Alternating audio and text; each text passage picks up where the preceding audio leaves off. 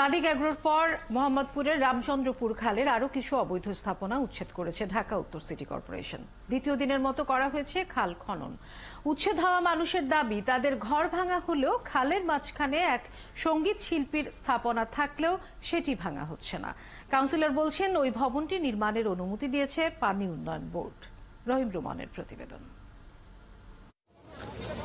দ্বিতীয় দিনের মতো রামচন্দ্রপুর খাল খনন করেছে ঢাকা উত্তর সিটি কর্পোরেশন। বৃষ্টির কারণে কিছুটা দেরি হলেও উচ্ছেদ করা হয় সাদিক এগ্রোর অবৈধ স্থাপনার বাকি অংশ। উত্তর সিটির এই উচ্ছেদ অভিযানে ব্যক্তিগত জায়গার বাড়িঘর ভাঙা হয়েছে বলে অভিযোগ করেছেন উচ্ছেদ হওয়া বস্তিবাসীরা। দামগত গরিবের যেহেতু কোনো দাম নাই, মাননীয় প্রধানমন্ত্রী গরিবের মাইরে হালাক সমস্যা নেই। মানুষ গর্বা থাকা সম্ভব। এখন জন্ম সনদ দিয়ে খোলো বিকাশ স্টুডেন্ট অ্যাকাউন্ট। নিজের বিকাশ নিজে কর। তারা বলছেন, বস্তির প্রায় 200 পরিবারের ঘর ভাঙলেও খালের মাঝখানে দাঁড়িয়ে থাকা এক ক্ষমতাসীনের বাড়ি ভাঙা হচ্ছে না। বাড়ি আল্লাহর তো এখনো থাকতে স্যার, এটা তো পুরাটা এই যে সাদা, এটা তো বন্যা চৌধুরী ম্যাডামের। এখন ওনারটা ভাঙে না কেন, ওইটা তার আমরা বলতে পারবো না।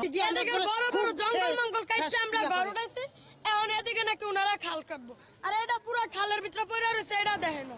খালের ম্যাপ দেখে উচ্ছেদ করা হচ্ছে জানিয়ে এলাকার কাউন্সিলর বলেন, খালের মাঝখানে যে সঙ্গীত শিল্পীর স্থাপনার অভিযোগ করা হচ্ছে সেটির অনুমোদন দিয়েছে পানি উন্নয়ন বোর্ড।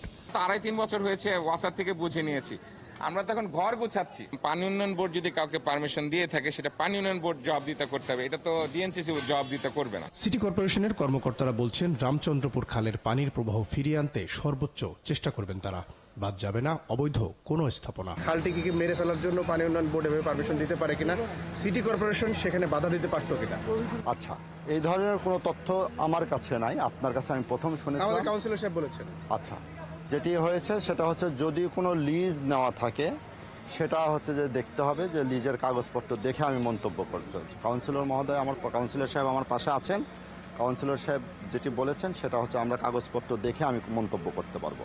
যদি লিজ দেওয়া থাকে, যদি সে ধরনের থাকে, খালের জমি আসলে লিজ দেওয়ার কোনো সুযোগ নাই। সিটি কর্পোরেশন বলছে, ওয়াসার কাছ থেকে বুঝে পাওয়ার পর থেকেই খালের পানির প্রবাহ ফেরানোর চেষ্টা করছেন তারা। রহিম রুমন, 71, ঢাকা।